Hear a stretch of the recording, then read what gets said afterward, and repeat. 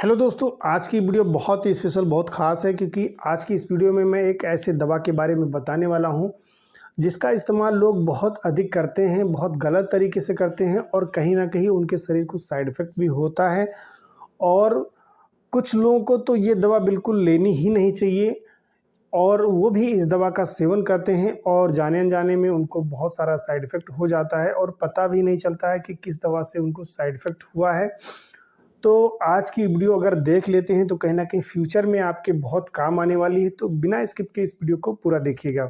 इस वीडियो में मैं बताने वाला हूँ पेनेग्रा टैबलेट के बारे में। दोस्तों, पेनेग्रा जो कि जायडस कैडिला का बनाया हुआ ब्रांड है, ये 50 mg में भी आता है और 100 mg में भी आता है। इसमें सिल्डेनाफिल नाम की दवा डाली जाती है।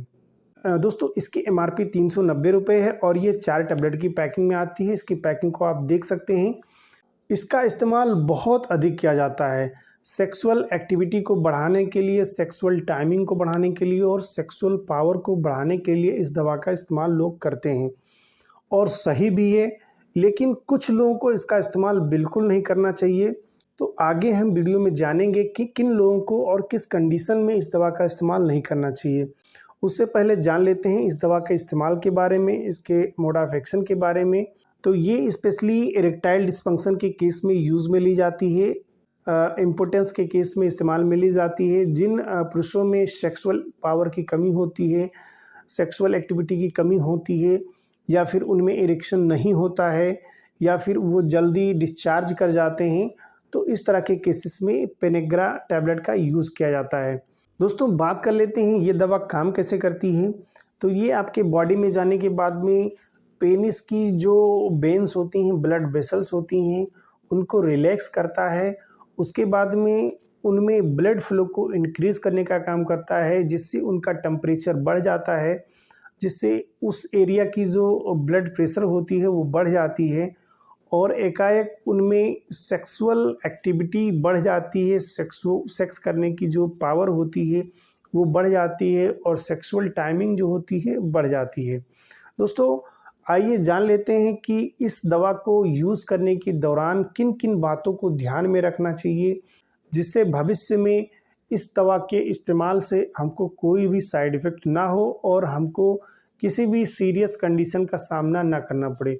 तो जो सबसे पहला पॉइंट है, डायबिटिक पेशेंट यानी कि शुगर के मरीज़। शुगर के मरीजों को स्पेशली ये दवा नहीं लेनी चाहिए।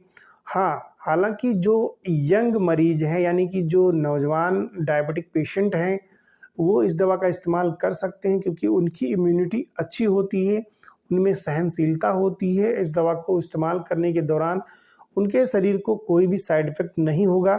लेकिन जो वीक पेशेंट हैं, जो ओल्ड मैन हैं, वो इस दवा का इस्तेमाल ना करें क्योंकि कहीं न कहीं ये आपकी इम्यूनिटी को भी वीक करने का काम करेगा और ऑलरेडी जो शुगर के मरीज़ होते हैं उनकी इम्यूनिटी वीक होती है, तो इसलिए डायबिटिक पेशेंट को ये दवा नहीं लेनी चाहिए। दूसरा, किडनी के पेशेंट। अगर कोई किडनी का पेशेंट है या गुर्दे का मरीज़ है तो भी इस दवा का इस्तेमाल नहीं करना चाहिए। तीसरा, जो हार्ट के मरीज़ हैं यानी कि जो दिल के मरीज़ हैं, उनको तो स्पेशली ख़ास करके ये दवा नहीं लेनी चाहिए। और जो बीपी के मरीज़ हैं, दिल के मरीज़ से मतलब है कि जो बीपी के मरीज़ हैं, जो ब्लड प्रेशर के मरीज़ हैं, उनको स्पेशली ध्यान रखना चाहिए कि ये दवा नहीं लेनी चाहिए क्योंकि ऑलरेडी आपकी बीपी बढ़ी रहती है, आपकी बीपी घटी रहती है।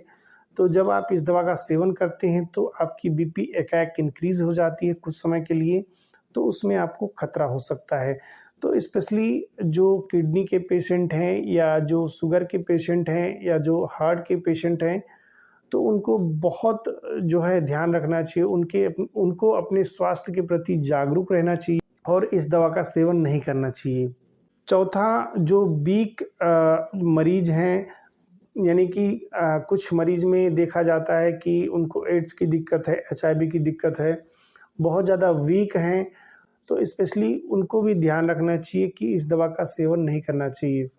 पाँचवा, अगर किसी को सिल्डेनाफिल से एलर्जी है तो भी इस दवा का यूज़ नहीं करना चाहिए। छठवां, जो पैरालाइज्ड पेशेंट हैं यानी कि अगर किसी को लकवा हुआ है और अभी वो फिट है तो आने वाले समय में अगर इस दवा का सेवन करता है तो कहीं न कहीं मेरे ख़्याल से उसको ये दवा नहीं लेनी चाहिए, क्योंकि कहीं न कहीं उसके शरीर को साइड इफ़ेक्ट कर सकती है। लास्ट वन इज़ दैट, अगर किसी को मेंटल डिसऑर्डर है, यानी कि अगर किसी को मिर्गी के दौरे पड़ते हैं या फिर उनको पागलपन का शिकार है कोई, या फिर अगर कोई डिप्रेस्ड रहता है बहुत ज़्यादा और दिमागी तौर से बहुत अधिक बीमार है, बहुत ज़्यादा सोच लेता है एकाएक, कोई टेंशन लेता है बहुत ज़्यादा, तो उसको भी इस दवा का सेवन नहीं करना चाहिए मेरे ख़्याल से।